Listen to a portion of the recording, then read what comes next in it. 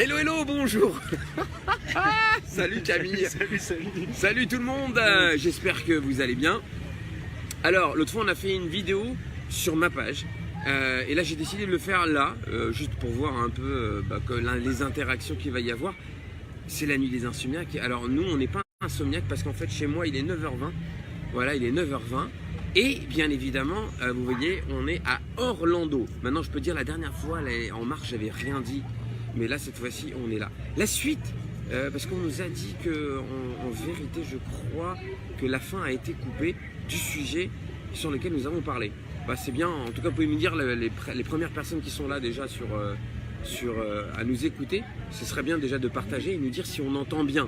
Alors juste envoyer un petit je t'aime ou je sais pas, n'importe, enfin un petit like, enfin je t'aime, un like pardon, je t'aime. Vous pouvez dire je t'aime si vous voulez, si ça marche aussi.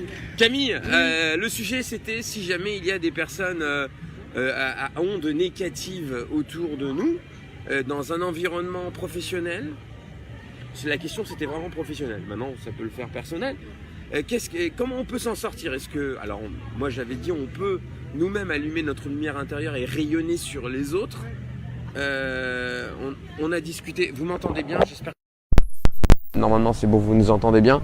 Et la suite, ça serait quoi alors? Donc on a dit, toi t'as dit. Oui, mais je confirme aussi ce que tu dis. J'aime bien cette idée de la responsabilité qu'on a nous d'abord. J'ai la responsabilité de ce qui m'arrive. Alors attention, parce que c'est important de dire aussi aux personnes qui nous écoutent,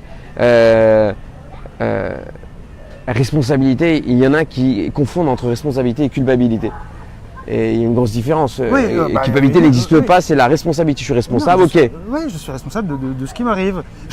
Et même si je ne suis pas responsable de ce qui m'arrive, parce que ça m'arrive de manière inopinée, impromptue, et je n'ai pas provoqué ça, je suis au moins responsable de la manière dont ça m'affecte. D'accord. Voilà, à la limite, à défaut de changer la situation, je peux au moins changer le regard que je porte sur la situation. Donc là, j'ai une responsabilité. Perception des événements ou perception non seulement, oui, perception des événements de moi. C'est moi la caméra. C'est bien ce que tu dis. C'est moi la caméra. Okay. Et cette caméra, elle a une option, elle a une fonction. C'est un bouton, j'active ou pas. Est-ce qu'elle est affectée, cette caméra? Elle peut voir des choses et après elle peut les ressentir. Ce qu'elle voit, c'est ce qu'elle voit. Sur une caméra, il y a des filtres. Il y a des filtres. Il faut savoir qu'on termine, on est sur celui qui a créé la PNL, c'est Richard Bandler, il est encore en vie et on est chez lui effectivement pour apprendre à former. D'accord, parce que Bandler, c'est comme si vous diriez je vais chez Freud et je vais me former chez Freud ou Jung, quoi. Donc mais sauf que ça n'a vraiment rien à voir. Ah oui, vraiment rien à voir du tout. Et donc c'est important de mettre des filtres, parce qu'en vérité la caméra elle a des filtres, c'est ce que tu es en train de dire. Oui, pour filer la métaphore que tu utilises, voilà, nous sommes des caméras, nous percevons, voyons, entendons des choses et puis on est doté d'une capacité à ressentir. Et c'est sur cette fonctionnalité du ressenti qu'on peut aussi agir. Ce que je vois, c'est ce que je vois, ce que j'entends, c'est ce que j'entends. Maintenant, est-ce que je peux décider de la manière dont ça va m'affecter? Je dis que oui. Et c'est là où on a une grande force, un grand pouvoir et donc une responsabilité. C'est pour ça que la culpabilité, on peut la mettre de côté. N'en parlons pas ce soir. On pourrait d'ailleurs faire une vidéo sur la culpabilité prochainement. Ouais, on en fera une plus tard. D'ailleurs, si vous avez des thèmes, allez-y, on y va, d'accord? Et donc, ouais, cette responsabilité, je choisis de savoir comment ça m'impacte. Donc, on peut avancer un peu dans donc, s'il y a des personnes, on va dire, toxiques ou négatives dans notre entourage, on a la responsabilité, nous sommes responsables de ce qui va se passer sur la suite. Oui, voilà, d'abord, qu'est-ce qui me prouve que c'est toxique pour moi? Comment je le sais que c'est toxique finalement? Bonne question aussi. Jusqu'à quel point l'est véritablement? Si ça l'est, est-ce que je vais en plus me toxifier moi-même? Voilà, quelqu'un peut être toxique. C'est un mot inventé, non? C'est un néologisme. Ouais, génial, super. Vais-je alors me toxifier moi-même? Et puis après, bon, si je décide que ça ne va pas m'affecter, je peux même aller plus loin et prendre la responsabilité de ma propre influence. Au-delà même de ça, j'ai une influence sur les autres. Si ça se trouve, ces personnes sont toxiques, mais elles ne font pas exprès. Elles sont toxiques parce qu'elles sont embourbées dans leurs idées, qui ne sont pas bonnes pour elles. Et si ça se trouve, je peux les influencer de manière bénéfique. Donc c'est ça, on illumine et on met de la lumière. Comme dans l'obscurité, tu allumes une simple allumette, poum, tout de suite ça allume. Ouais. Et donc, voilà, mais le sujet, il était un peu plus loin. C'était effectivement, à ce moment-là, ça devient étouffant. Et là, la toxicité, comme tu as dit, elle est vraiment étouffante et j'arrive plus à rien faire. Et on m'y a imposé en plus, comme il a dit. Ouais, mais j'ai encore une responsabilité. J'ai un choix que je peux faire, c'est celui de me barrer. Je peux me casser de la situation. Finalement, si je ne peux pas passer outre ce que ça me fait, ne pas prendre la responsabilité de me dire que ça m'affecte finalement pas tant que ça. Si je peux pas réussir à avoir une influence bénéfique, bah, je peux au moins avoir quand même une capacité d'action, à moins, et je crois que je le disais dans la vidéo précédente, à moins d'être dans un contexte de privation de liberté, je suis incarcéré, voilà, je peux quand même peut-être me lever et partir. Et ça s'appelle pas fuir, ça? Ça peut s'appeler fuir, mais à ce moment-là, si fuir, c'est se préserver, se mettre à l'abri, se donner l'opportunité d'aller vivre des choses plus intéressantes. Et se donner le droit d'être heureux. Ouais, voilà, de faire confiance dans les autres, en leur capacité à comprendre que tu avais envie de te barrer. C'est un acte courageux, ça aussi. Tu as envie de partir et tu le fais parce que tu crois en la capacité qu'auront les autres en face de toi de dire bah ouais, il a raison. Et en fait, il a décidé de partir et il est parti. Il est libre en fait. Ouais. Donc si ça s'appelle fuir, c'est pas grave. Exact. Et on avait rajouté aussi le fait de bien communiquer avec les personnes en face parce qu'on peut changer aussi. Il y avait une troisième option, je crois. Oui, exact. Ouais, voilà, c'est ça. Ouais. La perception. C'est ça, au fait, voilà, les gars, les filles, messieurs, dames qui êtes là, moi j'ai un besoin, je me sens pas très bien ici et en fait j'aimerais partager avec vous le fait que j'aurais besoin pour me sentir mieux que, voilà, les choses se passent comme ceci, j'ai envie de partager avec vous tel ressenti. Et ça c'est une option encore, mais c'est un acte courageux en fait, responsable.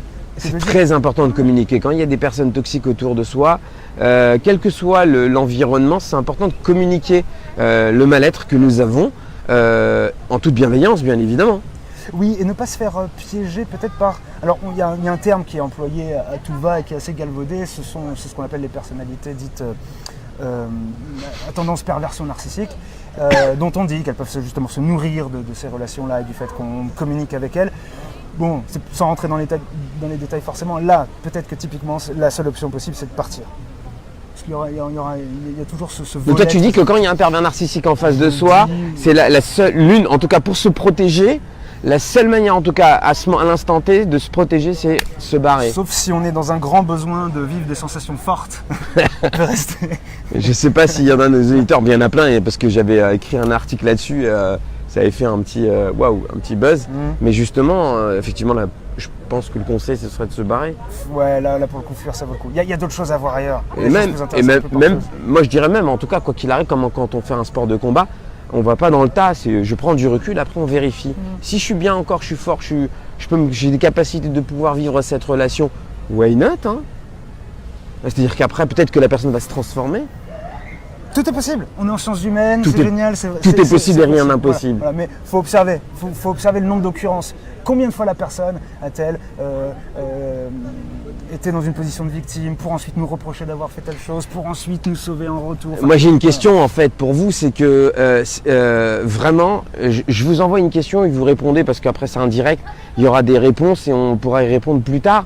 C'est vous vous êtes déjà trouvé dans un environnement toxique et qu'est-ce que vous avez fait? Voilà, j'aimerais bien savoir parce que des fois les gens ils se sentent paralysés et ils n'arrivent plus à trouver de porte de sortie. Donc moi ce qui m'intéresserait c'est effectivement de savoir quelles a été vos solutions. Voilà, donc bien évidemment je vous invite surtout à ne pas partager cette vidéo, vous la gardez pour vous bien évidemment, ok?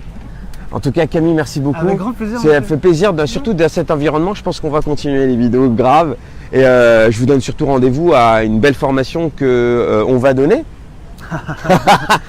Bon, pour l'instant, je vais donner.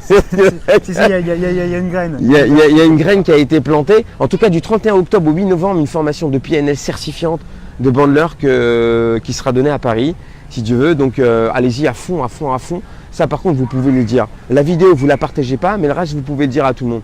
Voilà, ok. Vous pouvez revoir cette vidéo autant que vous voulez, nous poser des questions autant que vous voulez, on répondra. Voilà. Camille, merci beaucoup. Merci à toi. On va faire la suite. Je vous donne la suite. Regardez la suite, c'est ça la suite. Tadam. C'est parce qu'en en fait on est dans un environnement fermé et qu'on a décidé de fuir. Allez, sur ce, on vous souhaite belle soirée. Ciao, ciao, bye.